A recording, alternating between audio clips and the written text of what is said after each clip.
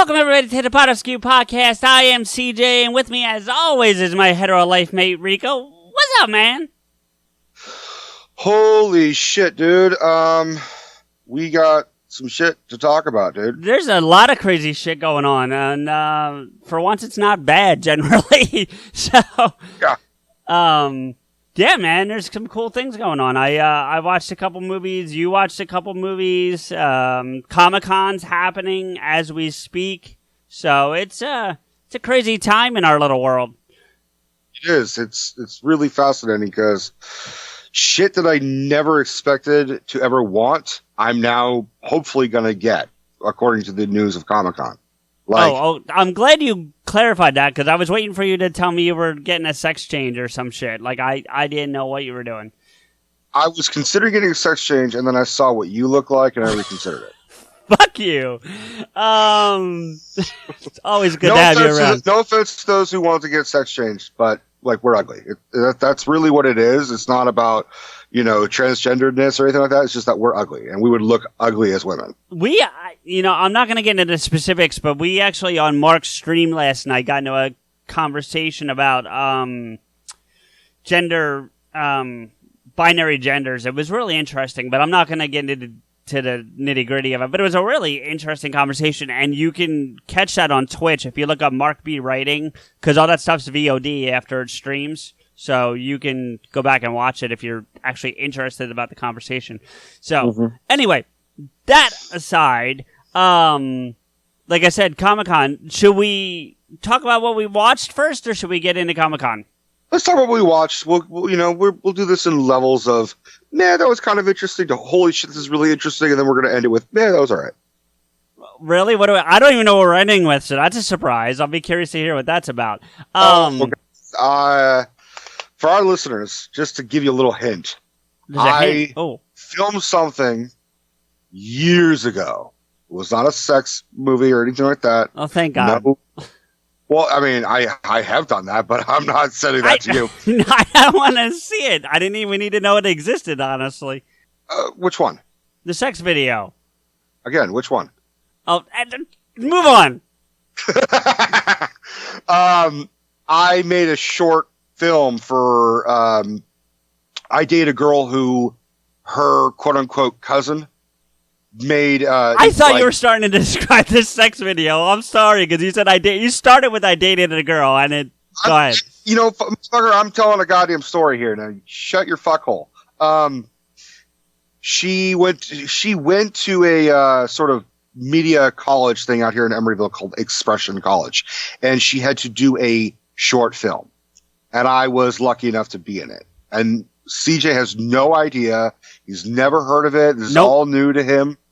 The only person who actually knows about this apart from Stephanie in our circle, is Henry. And Henry actually said, you should fucking, throw this at CJ and make him watch this. Wait, I'm your hetero life mate, and Henry knew about this before me? There's just some people I get along with better than you. Oh, that's fucked up. No. In all seriousness, it wasn't like, oh, fuck CJ, I don't want him to know this. I think it's because Henry and I were talking about his short. I'm like, well, here's my short. And then I didn't get a response from him, and I was like, was it good? He's like, I was interesting. Ironically, I'm talking to Henry right now. He just messaged me because he got the stickers that he's putting in the movie. He just got them in the mail, so. Good. Yeah. All right, so we'll save that short. It is going to be a kind of a commentary, but the problem is that you guys, I don't think there's subtitles on the short. We'll provide the link. We'll tell you guys what the link is. We're going to watch it separately. And then, yeah, I need to see this. I need to see what kind of acting chops you have there, sir. This is 7 years ago, so bear with me. They can't have gotten much worse than they are now, so. I mean, I like to think I've improved. You can think that.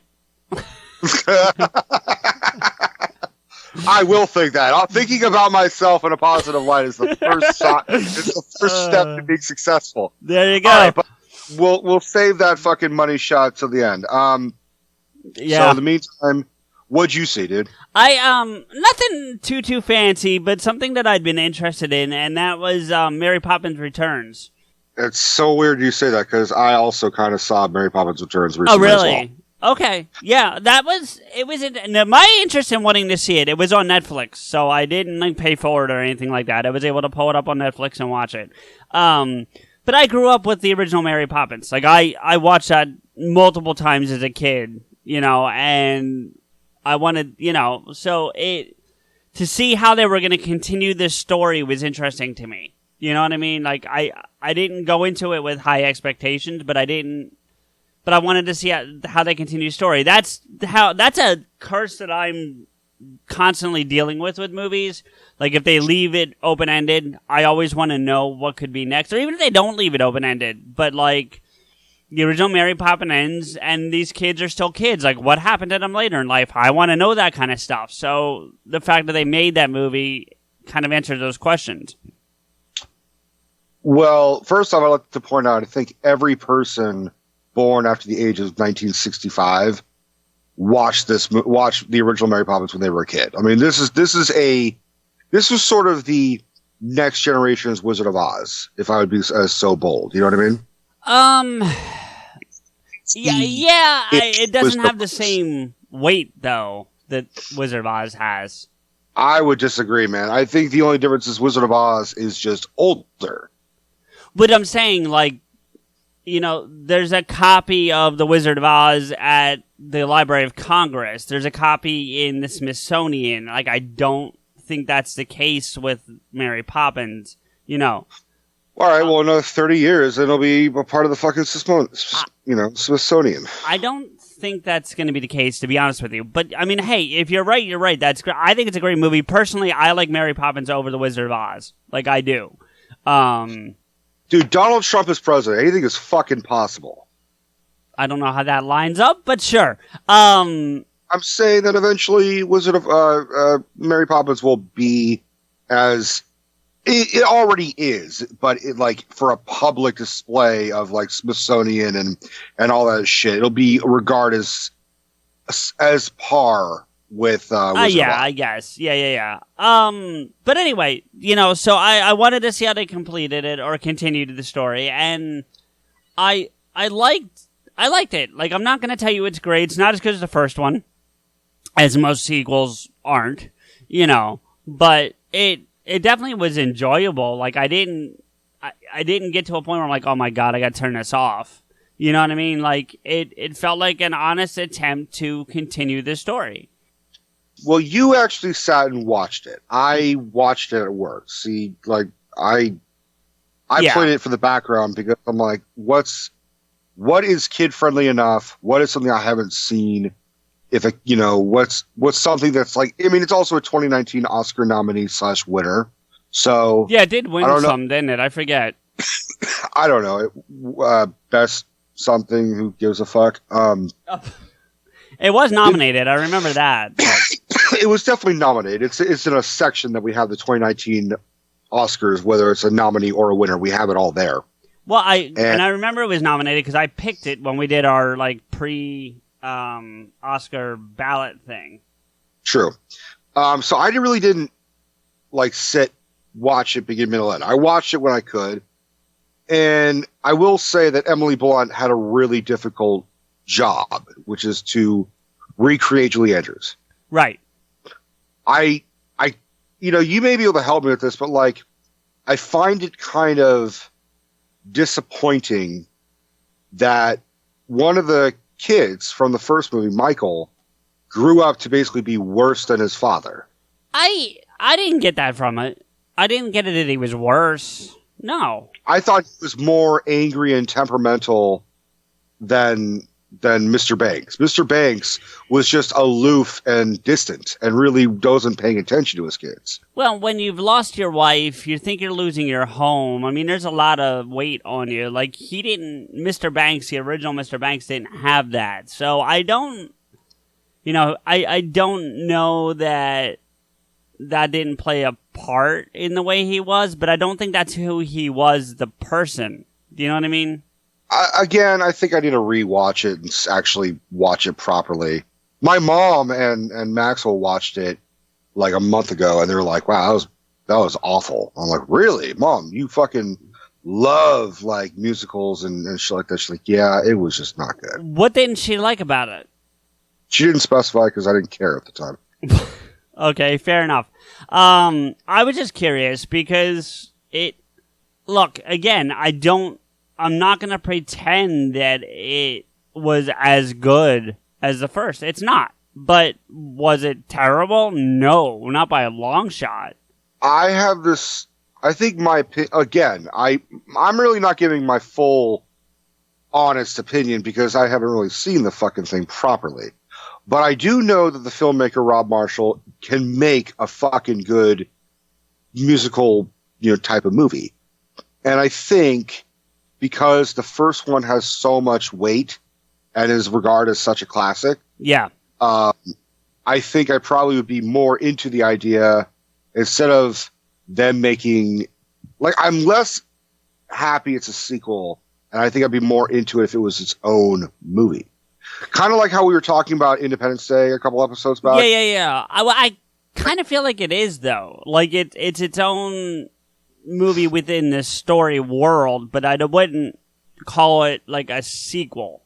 It is, but it's not. Do you know what I mean? Like, it's not... Well, the title pretty much says sequel. Right. But, how do I... Yeah, I mean, I know what I'm trying to say, but I can't get it across. Like, it feels like it's more in that world with the same character as opposed to a direct sequel. That's... Again, I also was more or less surprised that there were so many bigger than I expected actors and actresses in the film. Like Colin Firth. I guess just like Colin Firth, Meryl Streep. Yep. Angela Lansbury. Angela Lansbury I saw in the trailer, and I kind of was like, okay, that's just because Julie Andrews wants nothing to do with this. So they're going to get the next best thing. Right. And then was it Lin-Manuel Miranda? Is that how you say his name? I guess. I've never even heard of him until this fucking movie, to be perfectly honest. He's the creator of, I just fucking blanked. God damn it. The musical about the president that was blowing up. Yeah, he wrote and created that play, and starred in it. Sure. Yeah. I mean, good for him. I mean, I suspected he was a Broadway musical writer and actor and all that shit. He's also been in stuff. He was in an episode of, or 2 episodes of House. He was or a couple episodes of House, actually. He was in, okay. He was in because at one point House gets put into a mental institution at the beginning of, I think, the 5th or 6th season. And he was one of the patients. He was a guy who would just rap all the time because he can actually rap. Like, he's got rap skills. And I did hear about that. Yeah. And, well, Hamilton's like a rap musical, really. It's not like a pure traditional musical. There's a lot of rapping, and they actually have this is where I can see people having problems, but they actually had a sequence in Mary Poppins Returns where they let him flex that rapping skill a little bit without it being pure, rap, so... well, I'm not...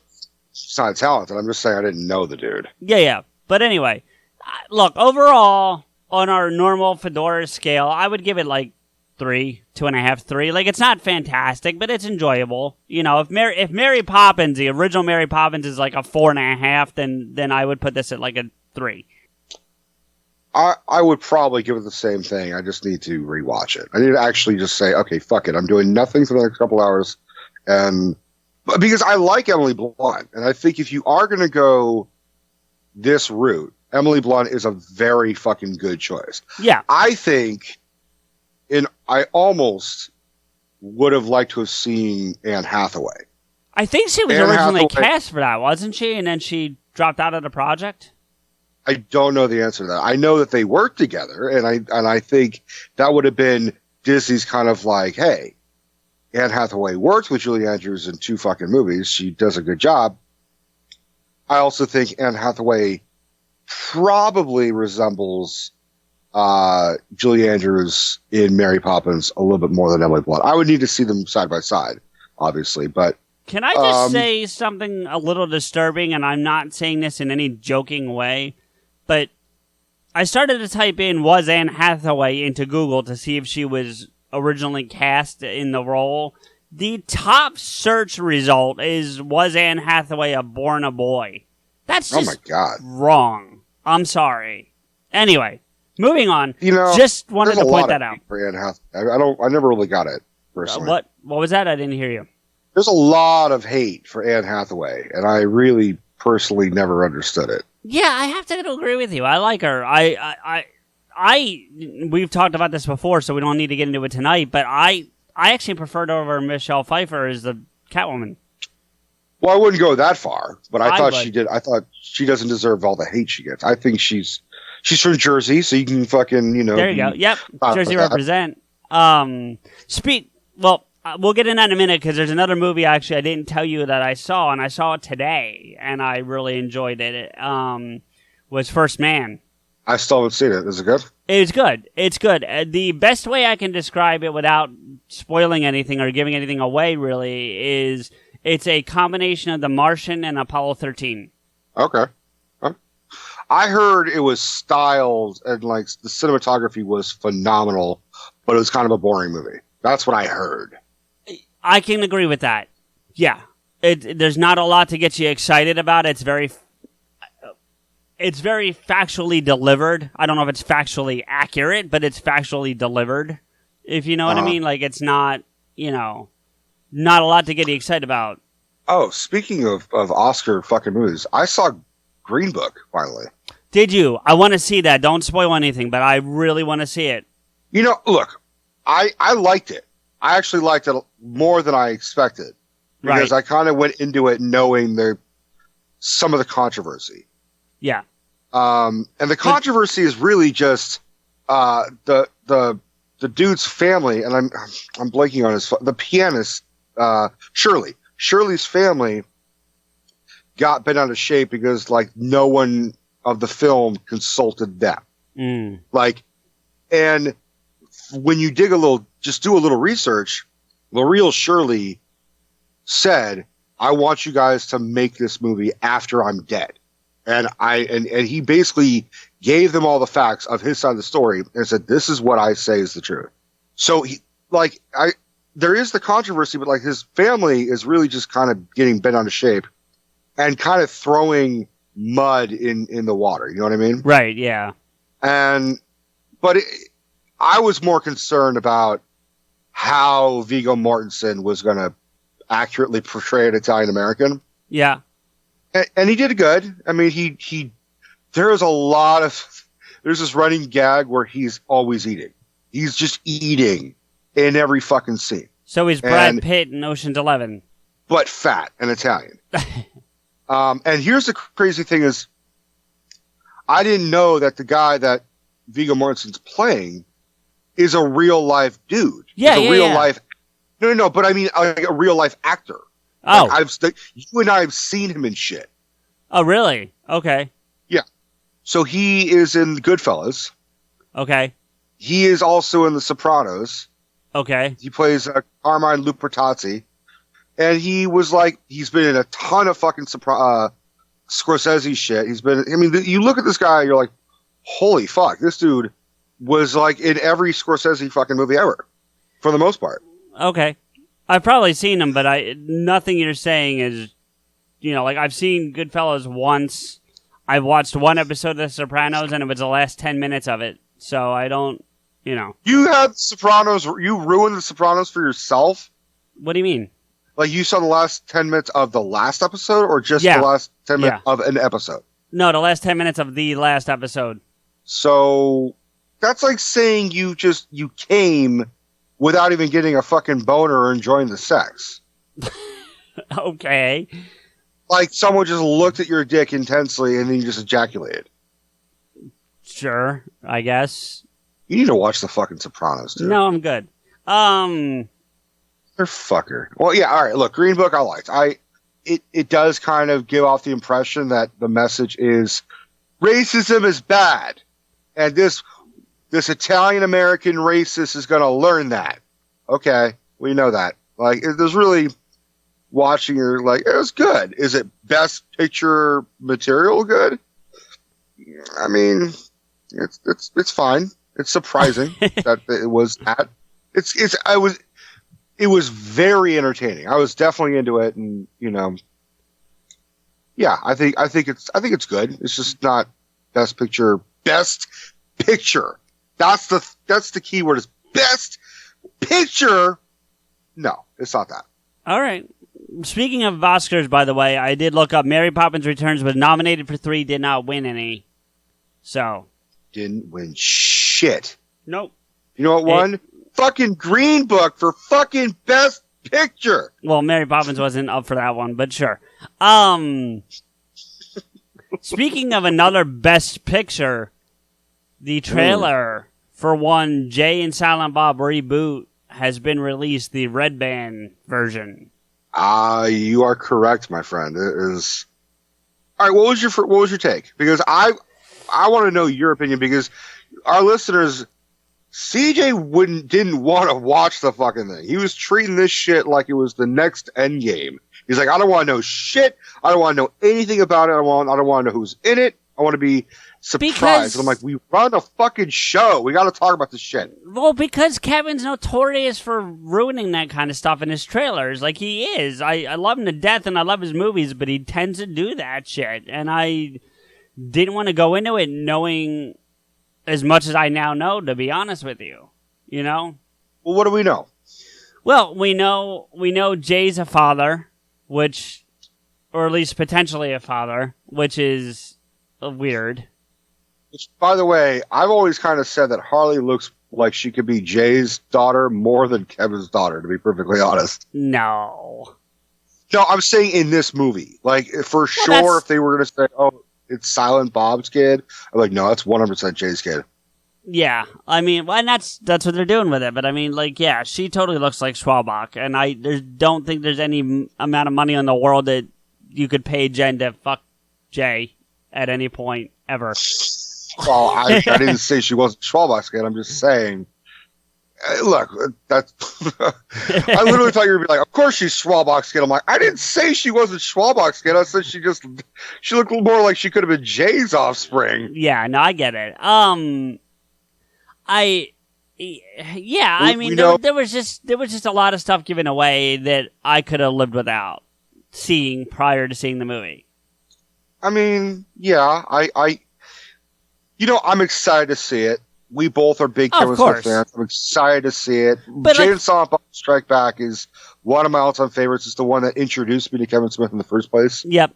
But see, here's the thing, like, I'd have to go back and watch the trailer, but I don't think it's Biggs and Vanderbeek at all. Like, they don't show that in the trailer. In Strike Back? Yeah. No, you don't. But that's kind of my point. You know who's playing Bloodman and Chronic in this version from the trailer. They show it. You know, like that's they did. Surprising. You know, the fact that our hashtag worked, regardless of what anyone else says, you know, like that should have been a surprise. That shouldn't have been in the trailer. You know what I mean? Like, the thing I don't know that I'm actually kind of excited about is Hemsworth. I want to know who Chris Hemsworth is playing, because if you were to ask me prior to seeing it, I would have told you he was Bloodman. I think he's playing himself. I think there's going to be a whole scene at a con, and he's going to be playing himself. That's why, I mean... Yeah. Yeah, maybe. That's possible. You know, and I know I might get some shit for it, and I want to establish that I am a big fan of Kevin Smith, and I love Jay and Silent Bob. You know, my first initial thought after watching the trailer was... What's that? This kind of reminds me of Dumb and Dumber 2. I didn't see it, so... When you say... Are you talking about... You're not talking Dumb and Dumber, or... The one with Jim Carrey and Bridges. Jeff Daniels. Daniels, I'm sorry, yeah. Yeah, the one that came out like a couple years ago. I think it's longer than that, but yeah, I get what you're saying. Is it 5 years? It's like, I think it came out in like 24. Anyways, whatever the fuck that fucking fuck came out. Whenever the fuck that fuck came out? Whenever the fuck that fucking fuck came out. All right. There was a whole point about whether Lloyd was the like he had a kid. I knew that much about it, actually, yeah. And it just kind of seems like I get Kevin wants to put Harley in movies, and as a father, he should. Like, that's his, I'm not saying that's not what he should do, but I do kind of feel that making Harley Jay's daughter is just kind of a bit of a cliche.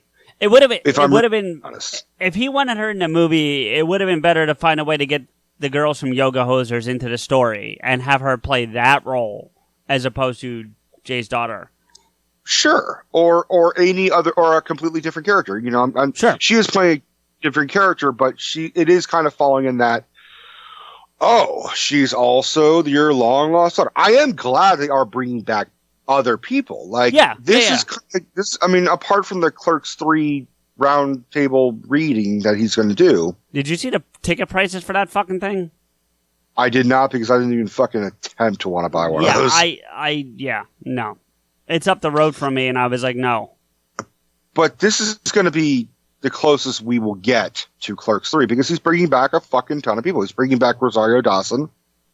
Well, we'll see about that, because, and this is something I meant to talk about before we got started, it is the Lilu Multiprops thing with Jeff Anderson that we've been talking about for a couple episodes now. They made a major announcement since our last recording. And they've had Jeff Anderson on record, he's coming in to sign and whatnot, but they now have announced that they're also getting Kevin Smith and Jay Muse. And what's even more interesting about it, and why I bring it up, is that all three of them are going to be in the same room at the same time signing. So you're going to have Jay and Kevin and Jeff in the same room being able to sit around and bullshit while they're signing stuff for, I'm guessing, a couple of hours, if not more. So you hope that maybe leads, and then it's, if I'm doing the math right, it's scheduled after this Clerks 3's reading that they're doing. So maybe between the two, it's enough to kind of get Jeff to swing over. Maybe. That's sort of the old tale, like just lock them in the room until they figure out their differences, right? A little bit, yeah. That's kind of what it feels like. But if it works, fuck. You know what I mean? Like, who cares, Oh, God, dude, I hope it doesn't happen. Well, what if, like, it backfires? Like, what if, like, they only last, 10 minutes? And, like, all of a sudden you see Jeff or Kevin or Jay just storm out of the room like, fuck this! I'm not working with that piece of shit! I hate to say it, but if I was to guess, that would be Jeff or Jay before it was Kevin. But that's, another... Just because Kevin's not very confrontational. He'll tell you he'll be the first to, like, suck your dick before he'll fight you. So, I mean, like, That's true. He said it. I'm not putting words in his mouth. He said it on multiple occasions on multiple podcasts. But yeah, we'll see. The other thing that's interesting I keep reading about online, but I didn't get this from the trailer, but maybe I just missed it. It seems like there might be a backdoor Chasing Amy sequel within the movie. So I'll be curious to see how that pans out. Well, Batfleck is coming back. Well, right. Ben Affleck is coming back. He's no longer Batfleck. It's hard to get out of that habit. But Ben Affleck is going to be in it. I am a little hopeful that maybe they'll do a segment where he plays himself again. Maybe. Because Matty Damon is in it. Fucking. But it looks like he's playing Loki. That's what they're thinking. Yeah, that's what's being said. The other thing that I saw that I kind of liked was that there is a scene at a con, like you said, but it's not, at least from the part in the trailer, it's not Hemsworth. It's Vanderbeek and Biggs playing themselves, talking about the remake of the Bloodman and Chronic. And I'm guessing, and you see Brian Quinn from Tell 'em Steve Dave and also in Practical Jokers dressed up as Bluntman asking a question, and then Biggs answers the question. Now, I'm thinking that sequence might be longer in the movie, but, Obviously. because they also say, like, who's going to direct this? Kevin fucking Smith? Yeah. Which means Kevin Smith exists in his own universe. Which means... You think he'll play himself at some point in the movie? What I think... This is my theory. Because Loki died at the end of Dogma, right? Yeah. So what if Matt Damon is in his Loki costume because he's filming a scene for Dogma 2 that Kevin is directing? And Kevin's going to play himself, and that's why Matt Damon's in the costume and just, filming a scene. Yeah, maybe. Because that could be Kevin going full-on fucking meta. Can you imagine if when Silent Bob speaks, it's to Kevin Smith? Or if even if he doesn't do that, there's a sequence where Kevin Smith is directing Silent Bob. That would be, yeah. It would be interesting. Or he just says, "All right, you, the fat one, I need you to, 1, lose some weight, and 2, I need you to enunciate. Can you do that for me?" Yeah, right. Something like that. There'd be a great. I just had a thought in my head where it'd be a great scene if you have Jane Bob and Harley's character, who I don't think we got her name in the trailer, so just Harley's character, and somehow talking to Kevin Smith, the director, and she says something like, "I'd much prefer her if he was my father," and something like that, because that'd be pretty funny. Yeah. Am I excited? Yeah. I gotta say, I don't like the font of the title. It's different. It's really different. You liked having the Star Wars style thing for Strikes Back, and I did. Yeah, but you gotta figure it's got to be a riff off something. You know what I mean? Or they're doing what's popular these days, where in that we're not getting the actual font in the trailer. We'll get that when we see the crawl or whatever he's going to do to open the movie.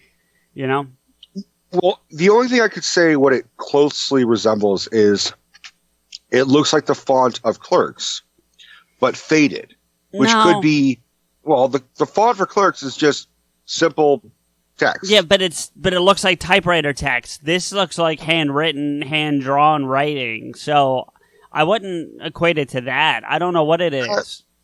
I don't know what it is either, but we'll find out. Maybe it's something new, and if it is, so what? You know what I mean? I love that the other thing, and we'll leave it with this, but we saw who's playing Bloodman and Chronic in the fictional movie within it, and I like that he's not above doing some of the twists he's talked about in numerous episodes of Fat Man on Batman and then Fat Man Beyond subsequently, and he's got Melissa Benoist playing Chronic.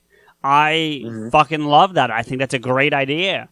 Should we... I mean, it's already out there, but I'm surprised really no one's talking about this, but fucking Val fucking Kilmer is Bloodman? Yeah.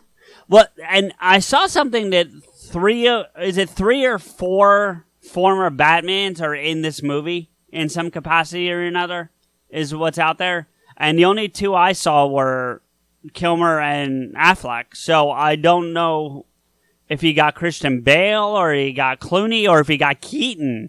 Oh, I know who it's going to be. It's going to be Conroy. You think? No, yeah, I think they specifically said Conroy.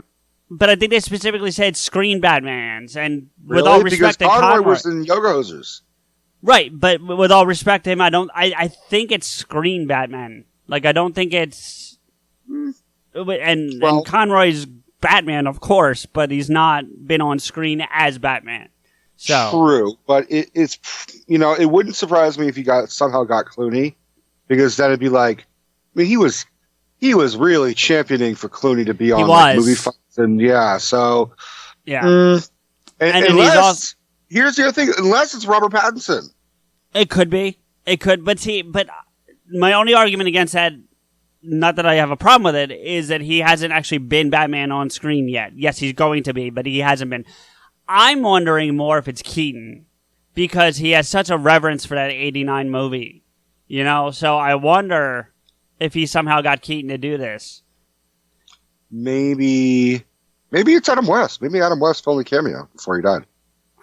I don't think it. I think it's too long ago, but you might be right. I think so. Yeah.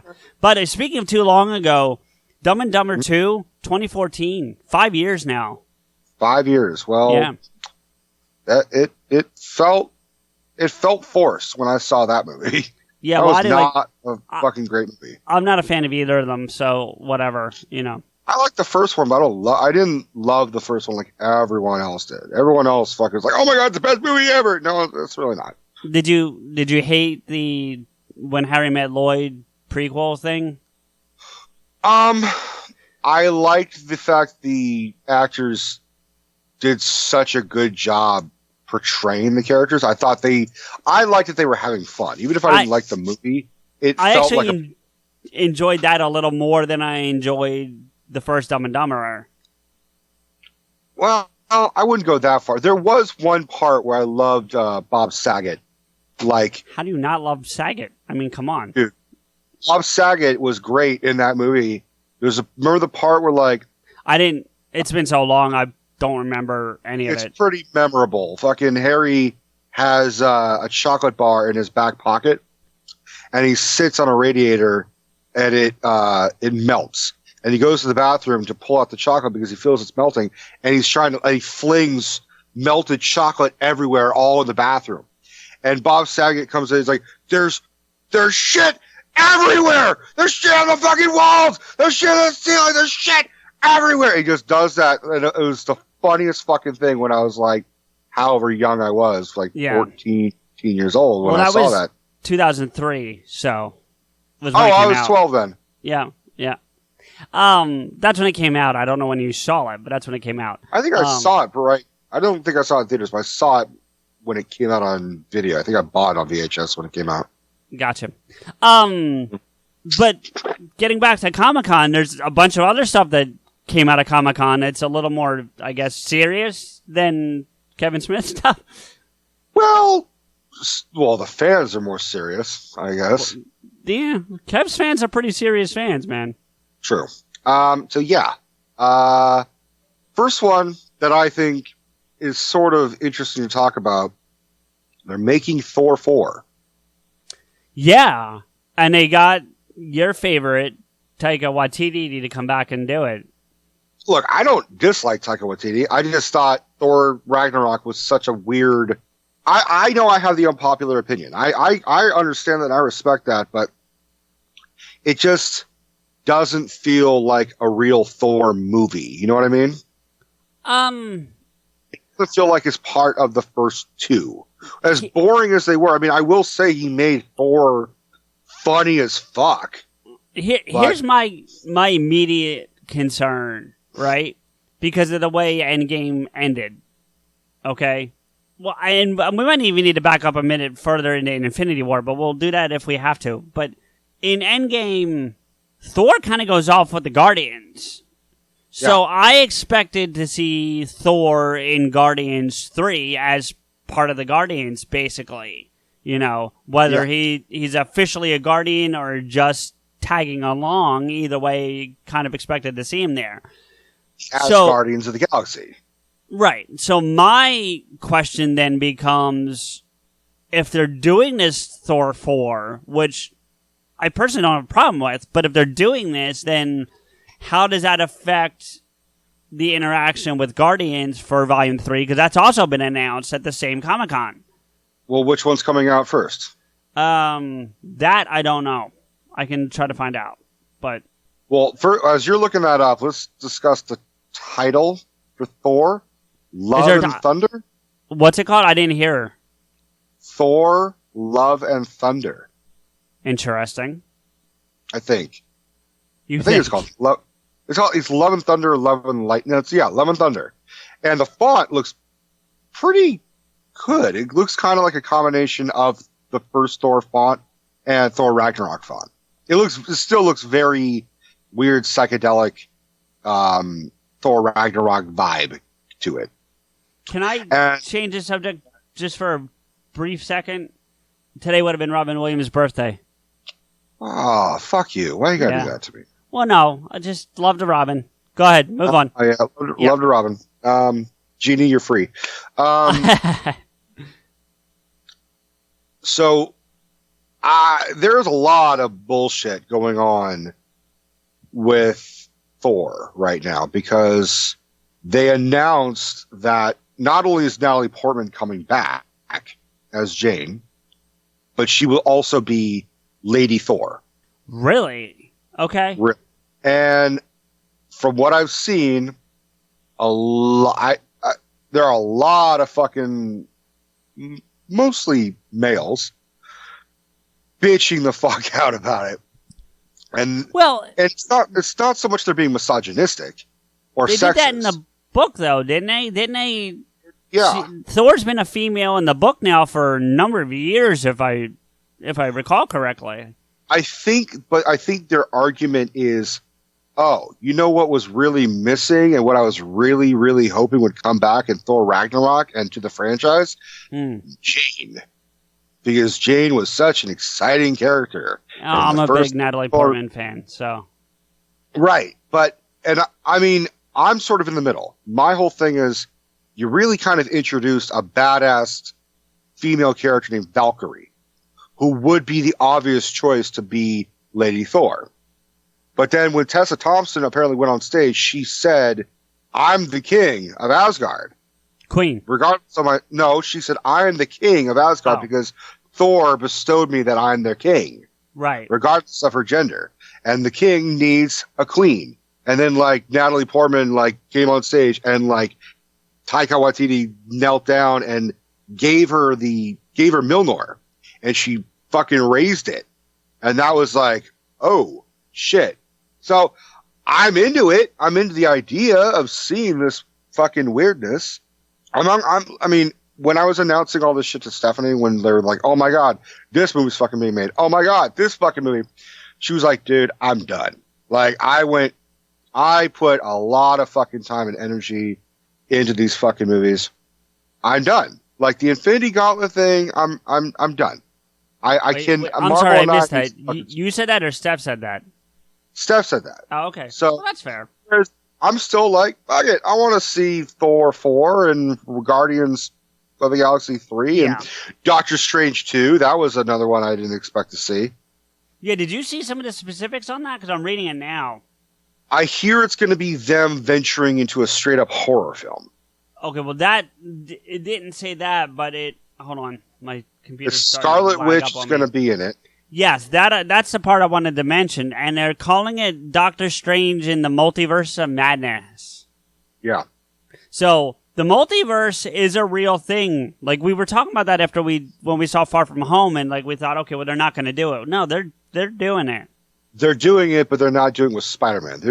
And I think it could also just be the fact that like maybe Marvel and Disney didn't want to like put the multiverse thing in with Sony. Maybe they're like, we're going to fucking do the multiverse thing. Well, and I read an article the other day, Rico, and I don't know how accurate it is, but there was something in the contract with Sony Marvel when they started doing the Holland Spider-Man movies that if by the end of the contract, which I believe is 3 movies, which is also what Holland signed for up to this point, is so that when Spider-Man as a whole over those 3 movies grosses a specific amount of money, and I don't know what that number is, but it was big, like they was set high on purpose by Sony, because if they hit the number, Marvel regains the rights exclusively. Now that's an article I read. I don't know how accurate that is, but if it's true, the problem is this, and I use the word problem loosely, they hit the number. So Marvel, I think now, will own Spider-Man. I think Sony still gets their name on the 3rd one because of the contract, but after that movie's over, regardless, Marvel owns it. What does that affect Spider-Man and Venom? Good question. Like Venom, Carnage, and all the other... Because aren't they doing Morbius as well? Yeah, they are doing Morbius. So that's the thing. I wonder if the Rogues Gallery is a separate thing for them in terms of like contractually speaking.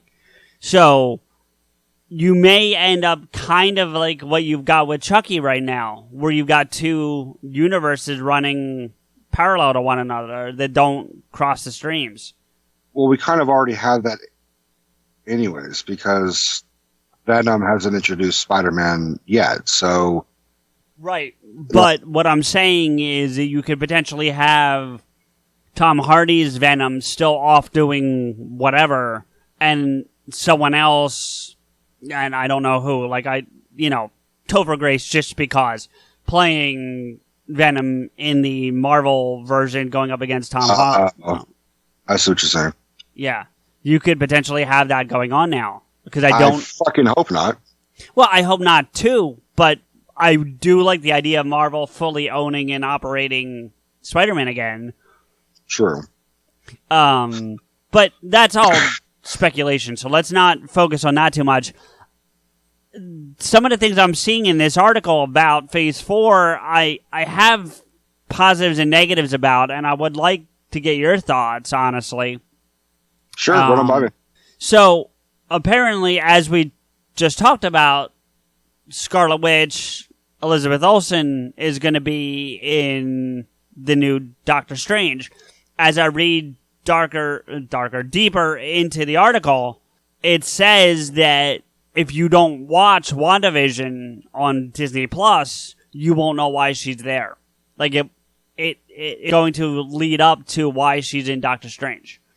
It really is. If you want to know shit, you gotta fucking sign up for Disney Plus. It's really right, exactly. And they're doing the same thing with Loki for his future in the universe as well. Oh, is there a possibility he might show up in Thor 4, maybe? It's not saying, but it says here, likewise, a civilian unfamiliar with the MCU who wants to check out Tom Hiddleston in a Disney Plus original Loki will need to this is kind of backwards. So if you don't... If you're kind of casual and you've heard that Loki died, then you don't know why Loki... This is going to explain where he goes in Endgame. Endgame, okay. Right. This is going to explain the after part of that. So,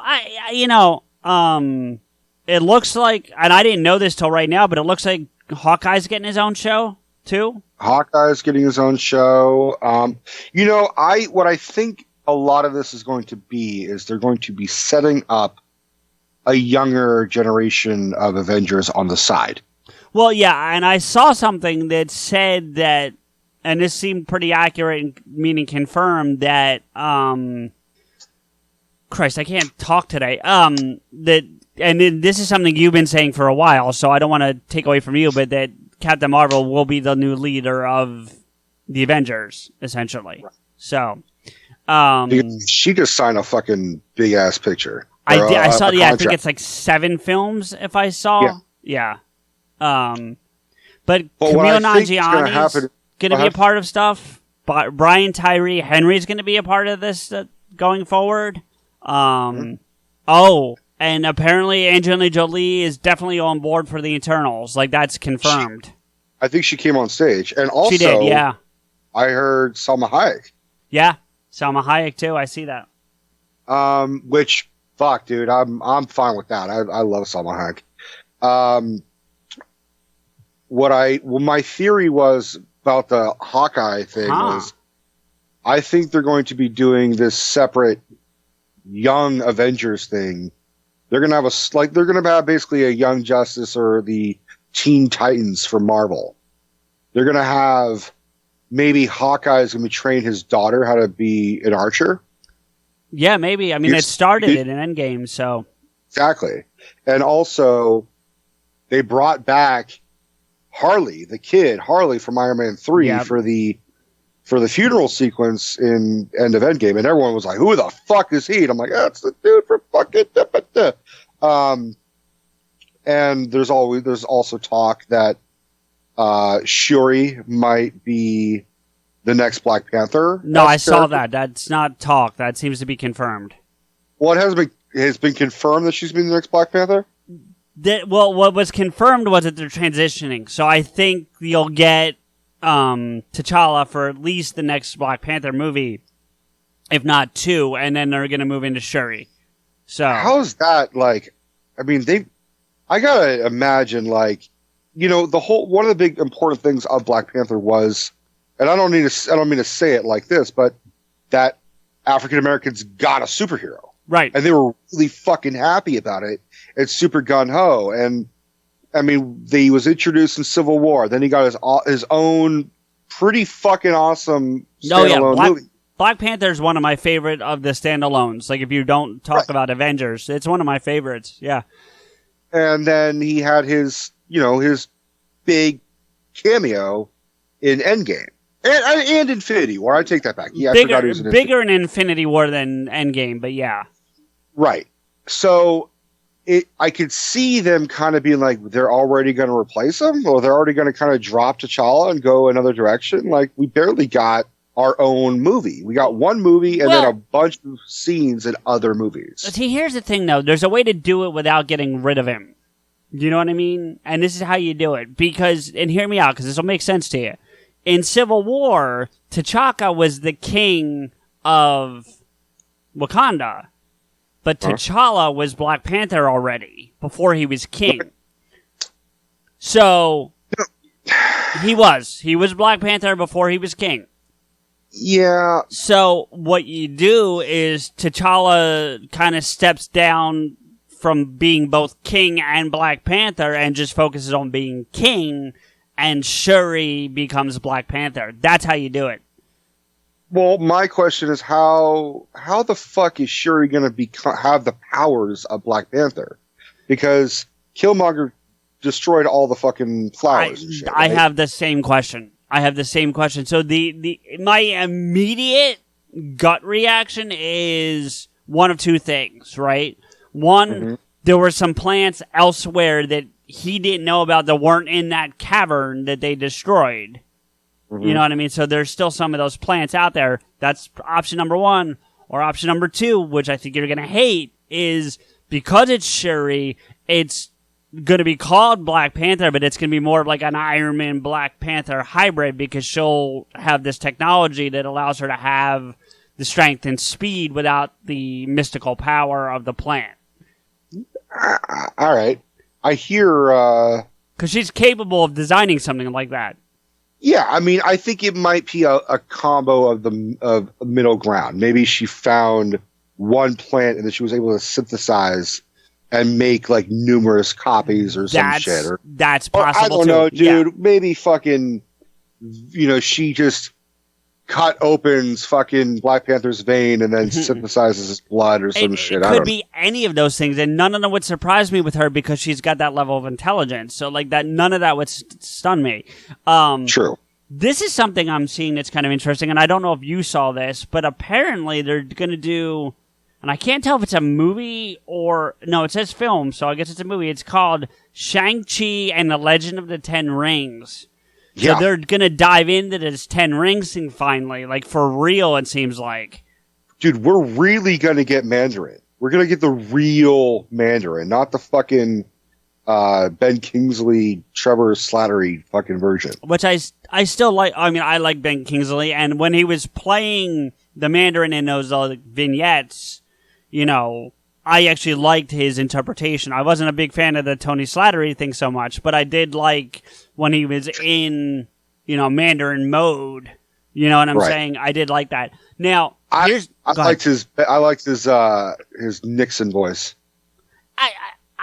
Yeah, I mean, there's a little bit of Nixon to it. I don't think it's full Nixon, but I get the point you're making. Some of the names attached to this Ten Rings thing is Simu Liu, that person I'm not familiar with, unfortunately. I'm going to look him up in a minute. But Aquafina, who I do know, and then Tony Leung, who I also know. And you know him if you've seen him. I might be saying his name wrong. Tony Leung, I think it's, I don't know. But I don't know who the fuck Aquafina is. It sounds like a musician or something. You do. Have you seen Crazy Rich Asians? No, not yet. You've seen Ocean's 8? Yeah. The Asian girl from Ocean's 8. Okay. That's her. All right. What I understand of this movie is that they're like, okay, no one really liked Iron Fist. we're going to fucking do what Iron Fist should have been. Yep. We're going to make a fucking Marvel martial arts film. Yeah. Which I'm all for. I mean, I don't know much about, what's his name, Shang-Chi? The character is Shang-Chi, yes. Mm-hmm. I really don't know anything of Shang-Chi. Yeah, I know nothing about him either. But I think there's a whole demographic of Bruce Lee martial arts enthusiasts that are like, we want to see this shit. We want to see a superhero that everybody can relate to. I got to be honest with you. Like, I've been on the fence back and forth about Disney Plus, but I think I'm going to have to. Like, I just think I'm going to have to. I'm going to have to too, man. I really was just not excited, but fuck it. It's not saying it here, but I've heard rumor, and I'm hoping that it's true, because Disney owns Hulu. Mm-hmm. So there's rumor. Now, I know you already have Hulu because Steph has it, but the rumor is that if you buy on launch or pre-launch, like pre-order, you're going to get Hulu for free with it, as long as you have the subscription.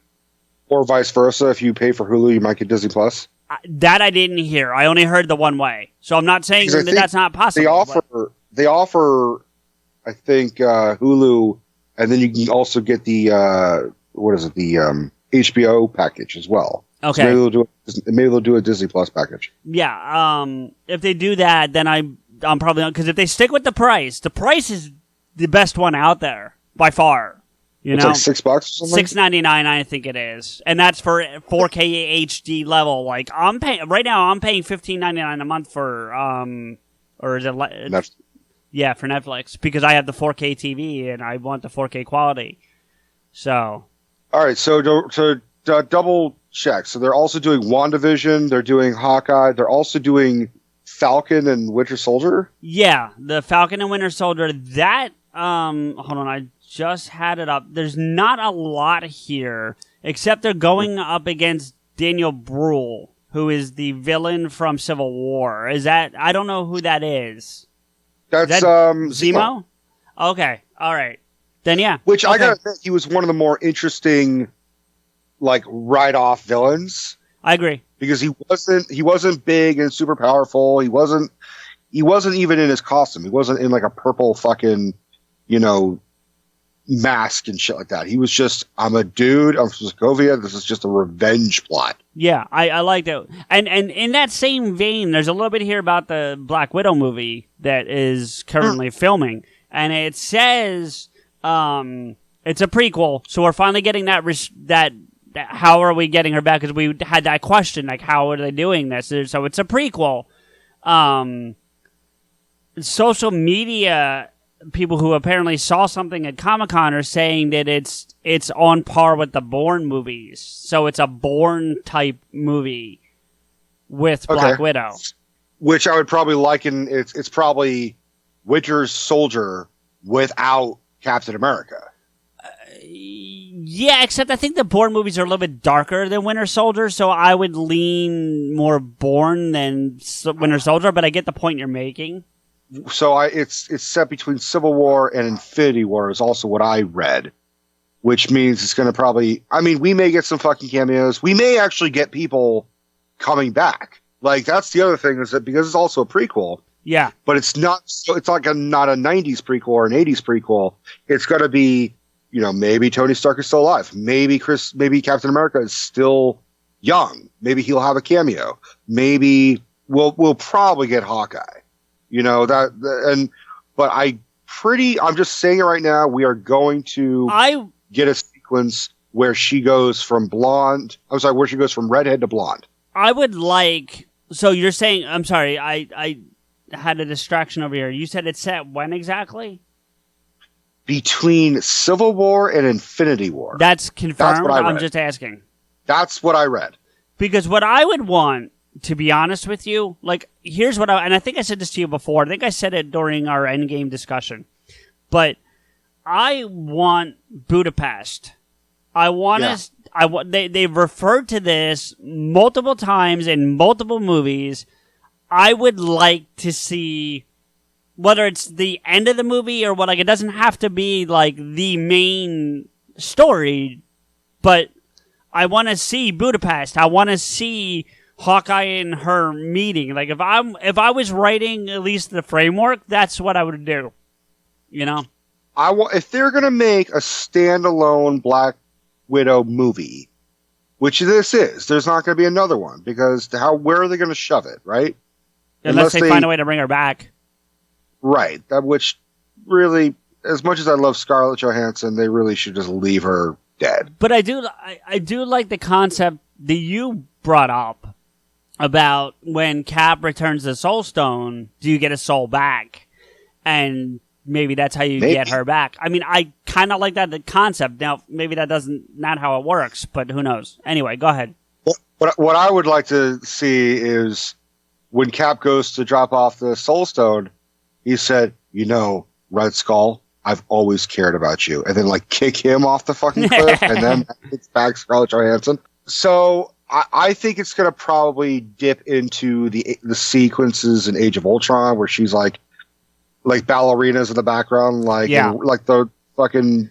Like flashbacks, you think? Or repressed memory, like flashbacks or repressed memory or something? I think it's going to be a lot of flashbacks intercut. It's going to be a Godfather 2. We're going to see what's going on with her at one point and then flashbacks of her when she was young. It may even just open with Budapest. It may open with her de-age by 15 years. See, I'd be okay with that if they open it with, as long as we get it somewhere in the movie. Do you know what I mean? I want Budapest. I want to see her speaking fucking Russian, she does a little bit in Ultron, and then talking about why her ledger's all red. Or not Ultron. She does it a little bit in Avengers. Yeah, that's one of my favorite sequences in the whole movie.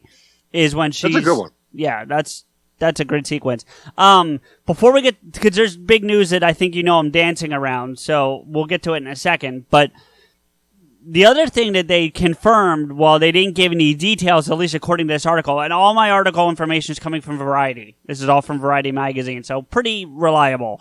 Sure. And it was linked off IMDb, so I give it even credence just from that. But they did confirm they are starting work on stuff. They didn't say what specifically, but with Fantastic Four and specific mutants from the X-Men universe. And they didn't say which ones or anything like that. I know we've seen a lot of stuff about Taron Egerton. I don't know if that's confirmed, or it's Egerton, isn't it? I think I said that wrong, but yeah. There's been talk of those things, but I don't think anything is confirmed. But they did at least confirm they're starting to explore what their options are and how to make them a thing. So I think personally, Phase 5 probably, I think by the time we see that. I think more time needs to pass for them to shove. I'm okay with Fantastic Four in Phase 4. Okay. I think X-Men needs to take some fucking time. The only way I'm okay with because I agree with you, but the only way I'm okay with any X-Men being a part of it is this, and we've kicked this around a little bit before, so we don't need to deep dive it tonight, but Hugh Jackman has said if he could be in an Avengers movie, he would reprise Wolverine for one last go, right? He said that. So if that's the case and they're going to find a way to get him to do it, then Wolverine. Maybe not all of the X-Men, but Wolverine. Do you know what I mean? And maybe that's the bridge. Maybe that's how you bridge it into the Phase 5 X-Men stuff. Do you know what I mean? You have this new Avengers team and they find Wolverine. Who knows? Anyway, which, by the way, before I get into this last piece of news, did you see Henry confirm something or corrected us about something in our Spider-Man Far From Home conversation? Yeah. Where basically Kevin Feige came out and went, okay, we fucked up. It should have been 5 years, not 8. Yeah, I saw that. So if that's really the case, and no reason not to believe Henry, then you know what? They're allowed, as good as they've been, they're allowed a mulligan. You know what I mean? Come on. Yeah, they're allowed a foul ball every once in a while. Exactly. So, that's fine. But the last piece before we move on to your movie, because I think this is really all we have before we get to that, is... I actually had one question. Oh, okay. Go for it. Do you want me to talk about this piece of news first, or do you want to ask your question first? I want to ask my question first. Okay, go for it. We kind of touched on it in the Spider-Man Far From Home review, but we really didn't think about it to the extent of what it really could be. Spoilers for those who haven't seen Far From Home, but this is kind of important, but not a big spoiler. Okay. Both Fury and Maria Hill are revealed to not be Nick Fury and Maria Hill. In that movie. How long do you think that's been going on? I think I know where you're going, because I think I saw something about this. There's questions now about how long. Yeah. For all we know, it could have been the entire time. It could have been the entire fucking time. We just don't know. One of the things I saw, because you mentioned the Brie Larson mega deal that was signed for her to play Captain Marvel multiple times. One of the things I saw in the article that I read was that they are definitively exploring there being a Skrull sleeper cell on Earth at some point. So, to your point, I'll put it this way. To try and answer your question as best as possible, you asked how long. The earliest would be at the end of Captain Marvel. I don't think before that. I don't. That's my personal opinion. If you want a time, you want a date, for lack of a better word, 1995 is the earliest. Which means it wasn't Nick Fury who went and recruited the Avengers. He didn't recruit Iron Man.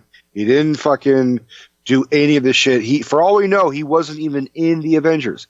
But I will point out that if you deep dive into, if you remember, the very first line of Spider-Man Far From Home is that opening sequence with Maria Hill and Nick Fury. And the first thing that Maria Hill says to Fury is she calls him Nick. She doesn't call him Fury, which is what he tells Captain Marvel everyone calls him. No one calls him Nick. No, not Nicholas, not Nicholas J. Fury. It's always Fury. So that was a kind of an eye-opener. I'm like, oh, shit. She did call him. So that, I think, is the way to handle it. If he refers to himself as Fury, or if Maria Hill, who's not Maria Hill, refers to him as Nick, then she's fucking up. She forgets that only he's known as Fury. Yeah. But it's I also heard of another theory. There's a Spider-Man villain named Chameleon. Yes. Who is able to change his appearance at will, right? But he also kind of has a lizard-looking kind of look. Right. What if he is what if he's a Skrull that goes rogue? What if he is not peace-loving? Because he looks kind of lizard-like, and he's able to change his appearance. By the way, semi-related to everything you're talking about, I went back and watched Guardians 1 again. Mm-hmm. Just because I was in the mood. No particular reason beyond that. But I have a timeline that I think I shared with you a while ago of what order, from a chronological perspective, you should watch the Marvel movies in. So, It doesn't start with Iron Man. It starts with first Avenger and then goes from there. They have Captain Marvel right before Endgame in that order. And I gotta be honest with you, I disagree with that. I think you should if you're watching it from a chronological perspective, you should watch Captain Marvel before First Guardians. The First Guardians? Yeah. Because it's 95, right?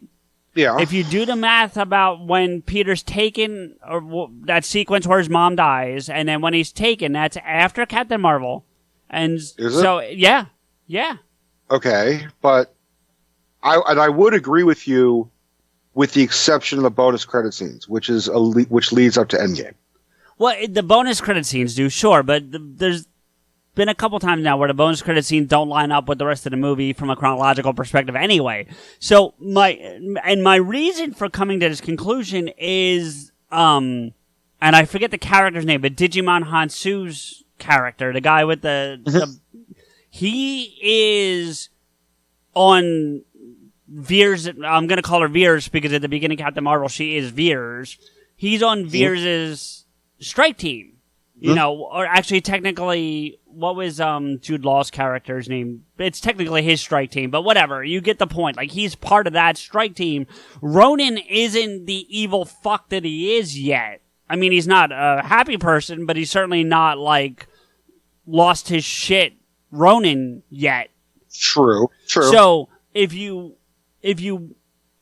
mean, you're looking at a prequel at that point. Like, you might as well watch that before you see Guardians, because you see what becomes of Ronan. You see what becomes of Digimon Hasu's character's name. Like, it all lays out that way, really. I mean, I would agree. I do agree with that. I get your point about the post-credit scene. I do. I don't disagree with you there, but if you take the rest of the movie as a whole, that's where it fits into the timeline better. Sure. I would agree with that. You actually convinced me. I may amend my list that I recommend at work. Yeah, well, you and I disagree on that list anyway, because you watch it in terms of, like, Marvel importance, like, to get you hooked. I'm talking purely from a chronological... No. Mine is mostly chronological with just some exceptions. Like, when we talked to Jess and Bethany, you told them a very specific order, and it didn't start with First Avenger. It started with Iron Man 1. Because it's not entirely chronological. It's mostly chronological. But right. Because I also, for First Avenger, the end of, like, the end of the movie leads to the Avengers. That's why I keep it sort of at 4. Yeah, I guess. But anyway, to the last piece of news from the Marvel portion of Comic-Con, there's probably a lot of Comic-Con news that we missed, and I get that. So if anyone listening, if we missed stuff that you found interesting from Comic-Con, first off, just tell us about it. You know, shoot us a comment, shoot us a tweet, whatever. And, you know, if maybe we'll get to it on the next episode. But the last piece, and this shocked me more than anything, and Rico, you know I saw it literally as we were starting today, so I didn't notice before, is, and I always fuck up his name, and I said it before, Mahershala Ali is going to be Blade in a Blade reboot run by Marvel. Yeah. I think that's...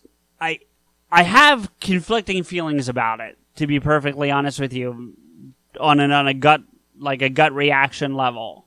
So, do you want to talk about yours before I get into mine? Because you seem a little more level-headed. Well, I heard about it last night. So, okay. And I resisted ruining it for you. I resisted, like, texting you and being like, dude. I appreciate that. I do.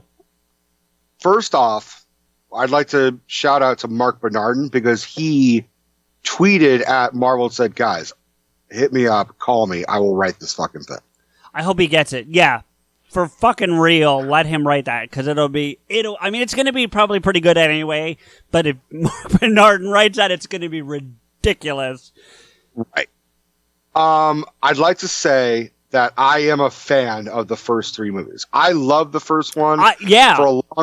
For a long time, I did not love the second one as much as the first one. And a lot of people fucking love the second one more. I just think it was... I'm a 1 and 3 guy over 2. Like, if I was ranking them out, I'd probably go 1, 3, 2. That's me.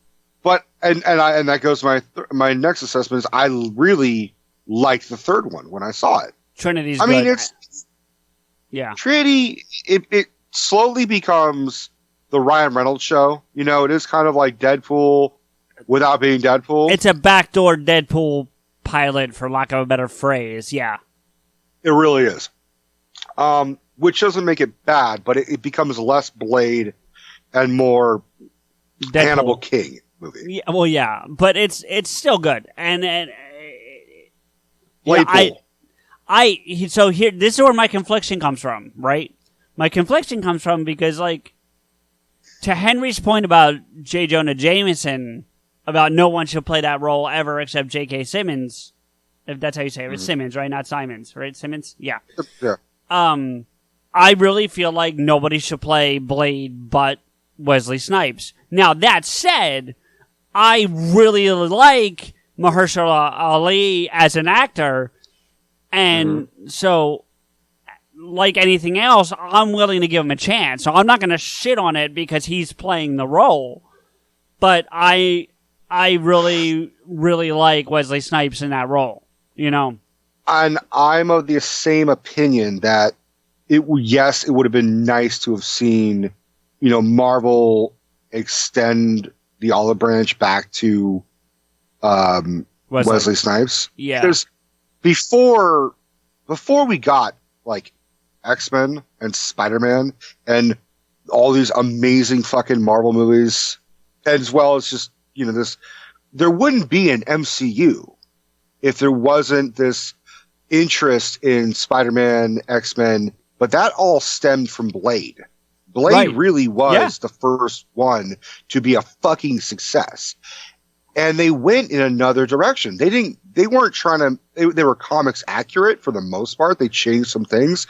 They made Deacon Frost super young and they didn't give Blade the blonde hair, which I think works on Wesley Snipes because if you've seen Demolition Man, he pulls it off. But anyway, he also has a fucking afro, and they modernized it, they 90s it up, and they made it a horror film and a hard R film.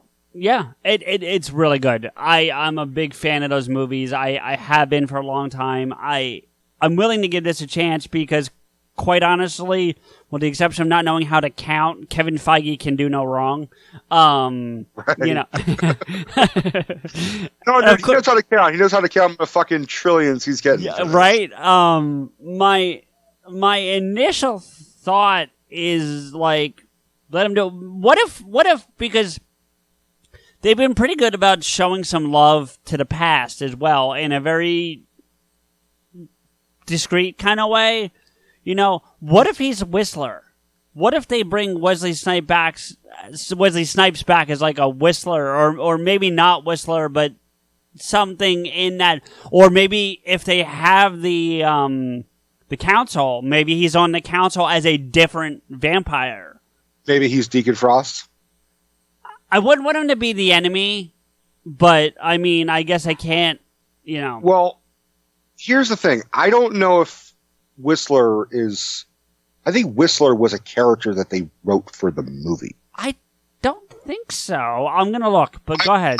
My Blade comic intake was minimal, but I'm pretty sure Whistler is a David S. Goyer creation. Like, I'm pretty sure they were like, we need a Van Helsing type guy, but not be Van Helsing. Now see, Whistler's not.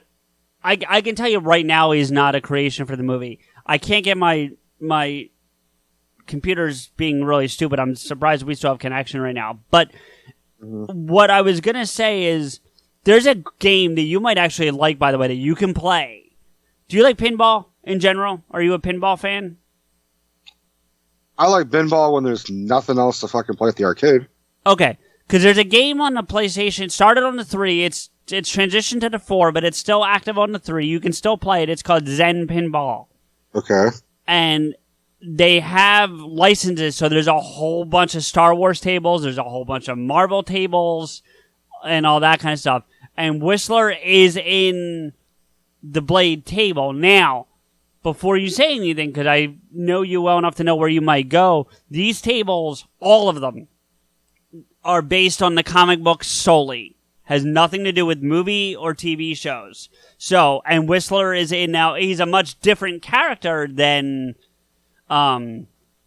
Christopherson's version. He's a younger guy. He's about, I would say he is what Deacon Frost was in the movie, but not the enemy in terms of age and things like that. Do you know what I'm saying? So Whistler's a real character.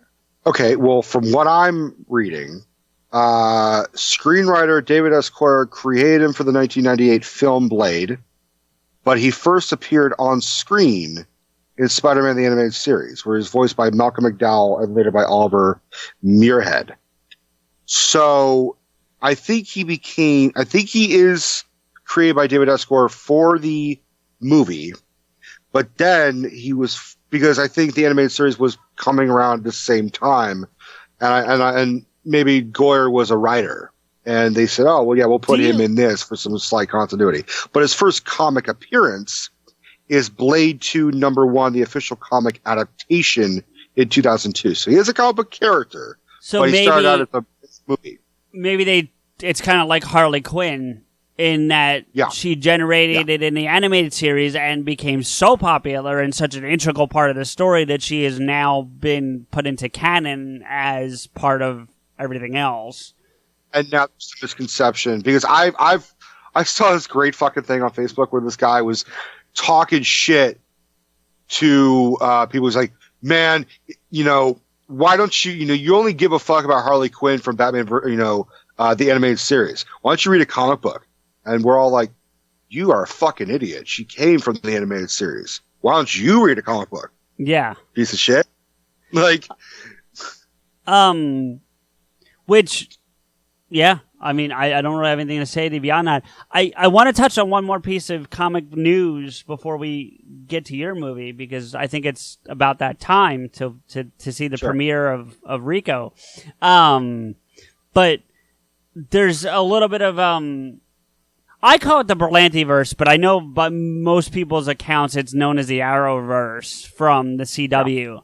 I don't, while I give Arrow all the credit in the world for launching the thing because it was the first show, to me it's more Berlanti than Arrow, but whatever. They did make some announcements for the next season, and they did a really nice little video tribute to Arrow, because Arrow is ending at the end of this upcoming season, and it's a mini season at best. I think they're doing like 6 episodes. I don't think they're doing like a full season like they have been. Supergirl's in the Injustice outfit now. She's not skirt and stockings and boots. She's in the full pantsuit type outfit. Now, I don't know if that's going to be, the thing that's unclear is if that's going to be her permanent look or if that's strictly for the crossover they're doing, which is what they're launching the season with, from what I understand, as opposed to being like a mid-season thing. It's going to be like Arrow Injustice or something? No, it's Crisis on Infinite Earths is what they're doing. Okay. Dude, I'm still super fucking behind. I mean, the only thing I caught was that Batwoman crossover thing that they did. Which was really good. Like, and I hear people are saying that there were some people that saw the first episode of Batwoman at Comic-Con and they weren't impressed. I'm reserving judgment. I want to see it for myself before I, but I loved what they did with the crossover. I'll ask my dad. Well, we'll get to that in a second because I plan on bringing that up. But they're doing that, and then Brandon Routh is reprising his role as Superman again. Now, for those who don't follow, he plays Ant-Man. I was going to say Ant-Man. Adam on Legends of Tomorrow, which actually started on Arrow. He was on Arrow first and then transitioned over to Legends. And I don't think it's a permanent thing because they haven't they're not replacing the Superman that's been in that world so far. There's going to be 2 Supermen for this event. So it's going to be, but I'm glad they're giving him another chance because like I'm probably one of the 5 people on the planet that likes Superman Returns. I like that movie. And I think he took a whole lot of shit unnecessarily for his role as Superman. But I didn't hate him as Superman. I thought he was a great Superman. I just thought the movie was boring. Yeah, the movie as a whole wasn't great. I don't disagree with you there, but I still enjoyed it. And to your point, he wasn't the problem. As much as I hate to say, Kevin Spacey wasn't the problem as Luthor. Right. The problem was, like you said, that there wasn't a lot of action, for lack of a better phrase. The story was bad. Speaking of Spacey, did you hear that he's been acquitted or something? Like that's not acquitted, the charges have been dropped. Yeah. So yep. He's basically free. That's a thing. Yeah, it's a thing. Well, and maybe it's better for a longer discussion on another day, but apparently the person who brought the charges tampered with the evidence to start with. So, yeah. That so help. Well, it doesn't help at all. All right. But anyway, on a happier note, your father, of all fucking people, we found out, is an Arrow fan. It's so weird. Ron is a goddamn Arrow fan. Dude, he's like, I love it. Now, can you answer this? My dad loved... And we did talk about this before, by the way. We did. My dad loves that show Spartacus that was on like Stars or whatever. Did you ever watch it? No, but I know of it. Yeah. They made like numerous like versions because the main guy who played the first Spartacus died. Like he actually had like non-Hodgkin's lymphoma, I think. I didn't forget what caused him to pass away, but yeah, he passed away between season 1 and 2, I think, is when he died. Yeah. So they've done like spin-offs of other characters, and so, but my dad, because I know Manu Bennett, who plays Deathstroke in Arrow, is also on Spartacus, or he started out on Spartacus. I think. Okay, sorry. The way you phrased that and the inflection you used, I thought you were gonna say you knew him, like you were friends with him. I was like, why the fuck haven't we talked to this guy yet? But no. Okay. His name is Manu Bennett, as far as I fucking know. By the way, since you're our go-get celebrity guy for the show, now that it's over, fucking go get Stephen Amell. I want to talk to Stephen Amell. You know, I got a guy who looks just like him. If we could do that. No, I want to talk to Stephen Amell. Anyway, go ahead. So my dad's like, oh yeah, everybody who's on Spartacus, is on Arrow, and I love it. Everybody. There's like at least 15 people. I'm like, first off, no. Second of all, what the fuck are you talking about? Like, I know Manu Bennett, but like, it's like, oh yeah, the main guy is on Spartacus and Arrow, and I'm like, Stephen Amell? Stephen Amell was on Spartacus? Really? I didn't know that. And I don't know. I'm not gonna look it up, but I don't know. I think my dad just like says, "Oh yeah, that guy. I know that." My dad thinks that. Remember we were talking about Independence Day? The guy who played the dude who gets fired in the first Independence Day. What's his name? James Reborn. Yeah. My dad thinks that James Reborn is the Emperor from Amadeus, played by Jeffrey Jones. So my dad's just that guy. He's like, oh yeah, that's the guy from the Emperor and Amadeus. I'm like, no, Dad, no, it's not. He's like, wait, yes, it is. Your dad thinks that. My dad thinks Stephen Amell is on. But if I heard you right, he thinks he is Spartacus. Yeah. Okay, no. That's what I said. I'm like, dude, the guy who played Spartacus died. Well, one of them, right. Liam McIntyre picked up the title after the first guy passed away, as you mentioned. Now, dude, I will give your dad a little bit of leeway here, because he looks a lot like Stephen Amell, but it's not Stephen Amell. Dude, I didn't even have to look it up or have you look it up. I just know my dad's wrong. My dad calls me by my brother's names, okay? I figured he was wrong too, but I wanted to see if at least there was a resemblance. Because both Andy Whitfield, who is the guy who played him, that's the guy who passed away. Uh-huh. Both guys, first off, they look a lot like each other, which is important if you're going to continue the role. But sure. They both also have a Stephen Amell look. Now, I don't think if either of them walked in the room, you would think it was Stephen Amell. But for your dad, who's 82 and can't get your name right, I can see it. So we had a dog, Gypsy, years ago. He still calls me Gypsy. You've told me that. Yeah, you've mentioned that before. You know who my dad loves though is fucking Felicity. How can you not? Come on. But the fact, look, he knows all the names. That's what's really, I'm like, he must be sitting down, watching Arrow nonstop. He's like, yeah, who's this Flash guy? And I'm like, the Flash. Yeah, you mentioned that before. We really need to do a comprehensive like Arrow breakdown with your dad. I would love that episode. My dad doesn't understand that he's like, I was like, Dad, come on and talk about Arrow. He's like, why would I come on and talk about Arrow? I'm like, that's what we do.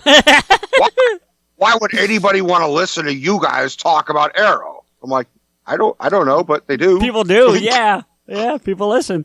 Well, of other shit that we do, at least something that I did. Yep. All right, so like I said, you did a movie. It was not a movie. It was a short. It was a short movie, a very short movie. 11 minutes and 56 seconds to be exact. Yeah. That's a short. Yep. And we'll be right back. Okay, so that was a thing. Okay. Yeah. That was a thing. Yeah, that was the thing. I love how your first reaction was like, is that you? It doesn't look like you. It doesn't look like you. It doesn't sound like you. And I'm not... It none does, of that is meant as a negative towards it. No, well, a little bit. But... It was 7 years ago. Fair. But that was... I mean, that was me. Also, to be fair, for our listeners, that's the first time I've seen a full shot of your entire body. Like, period. Really? Yeah, I think so. I don't think I've ever seen you in full, ever, period, before that. Well, that's 7 years ago and 7 years of weight loss ago. Yeah. So, yeah, that was a thing. Okay, so if we're going to watch it again and do some mild commentary on it, for those who want to look it up and watch it. Do I have to? Well, I mean, no, I could just describe it. No, it's fine. I'm saying this on the record. I saved this on the record. I'm sending this to Matty Granger. Like, as soon as we're done, I'm sending this to Matty Granger. Okay. Because I need his reaction to this movie. Okay. I don't know if I'm trying to remember if I sent it to him. I don't think I did. If you were well within your rights, you shouldn't have sent this to anybody ever.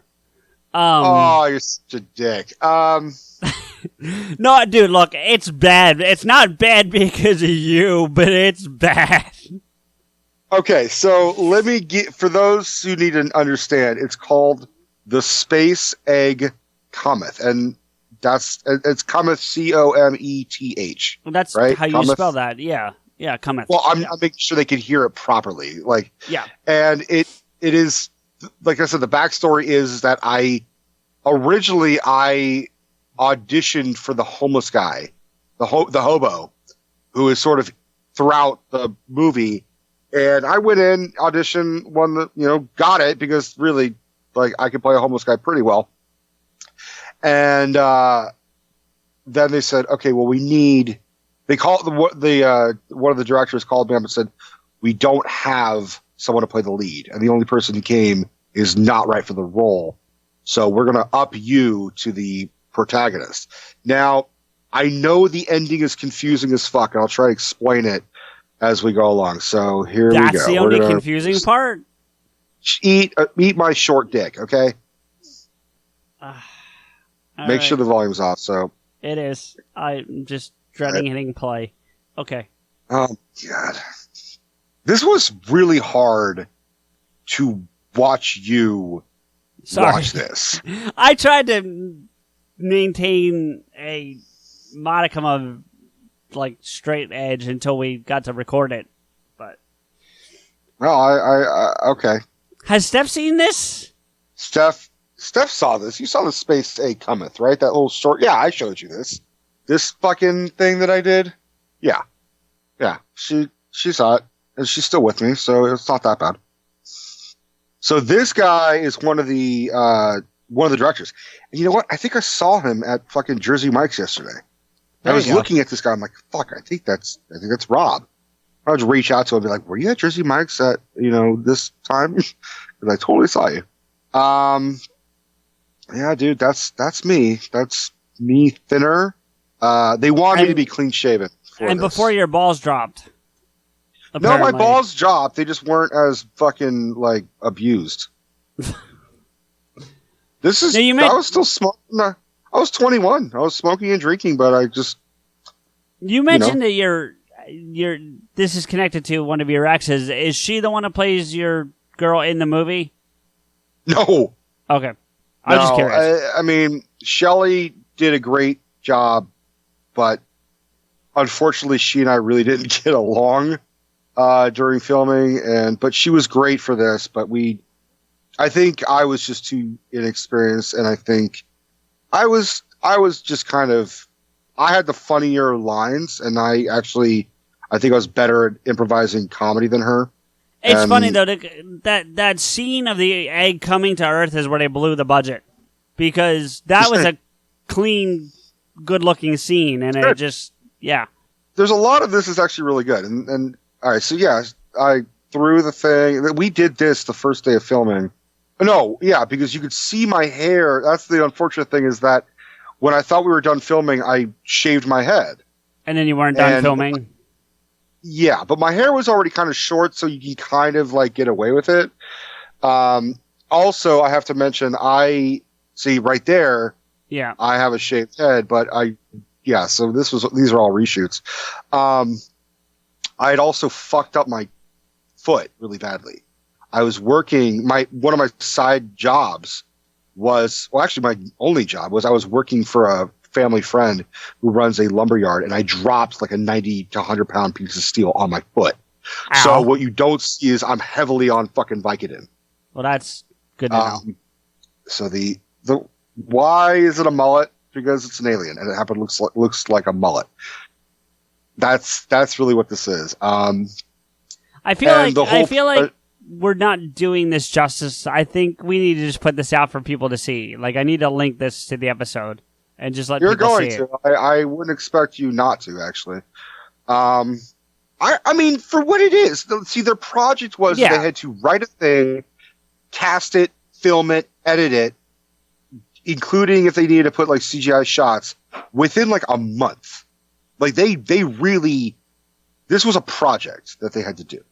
I think it's really fascinating that we are not under the covers. Like, I always ask, like, why can't we be under the covers? Because it was someone's actual bed. You did see the fishing line that pulled the mullet onto the bed there. Yeah, you did. Yeah. This was really hard to do because I was very aware that there was a dude standing over me with a camera, and I was just laughing my ass off. I would do a couple takes for that. And why Bud Light of all things? Like, at least get you a better beer. That was my actual burp. All the burps are mine. All the farts are fake. Okay. That's this is probably the only time where the mullet is actually looking straight on. Most of the time, it looks like it's falling off my head. Yeah, basically. Like for an alien that's attached to my fucking head, it's not doing a very good job. She had one of the best horror movie screams right here. I also like that your bed is two twins pushed together. Yeah, we had to.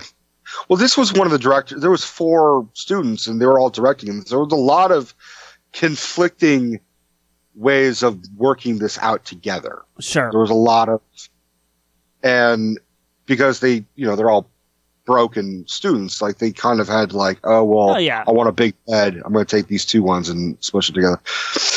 Now, as you watch how this cigarette, this is the same cigarette. It just slowly gets worse and worse and worse throughout this short.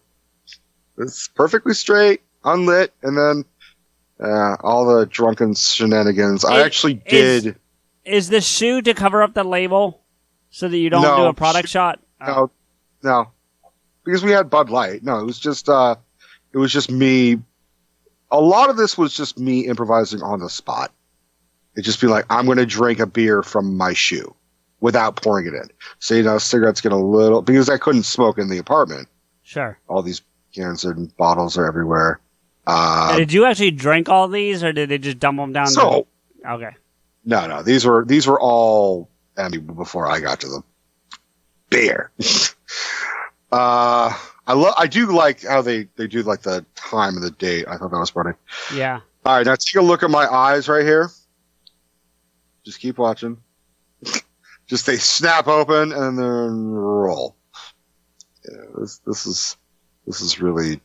I feel all right. Now this whole fucking sequence was literally me fucking around for like 25, 30 minutes. And they just ran the camera, and then once I was like, all right, I got nothing left. They were like, all right, well, we got the whole movie basically. So was your idea to argue with the bear? Yes.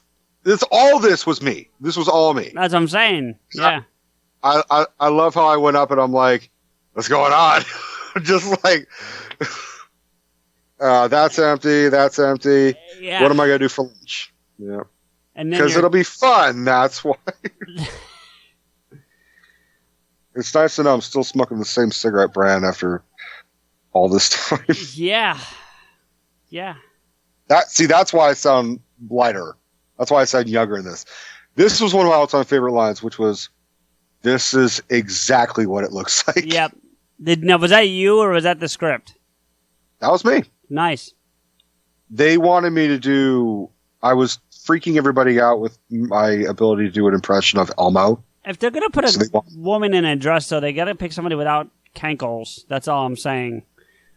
Oh, I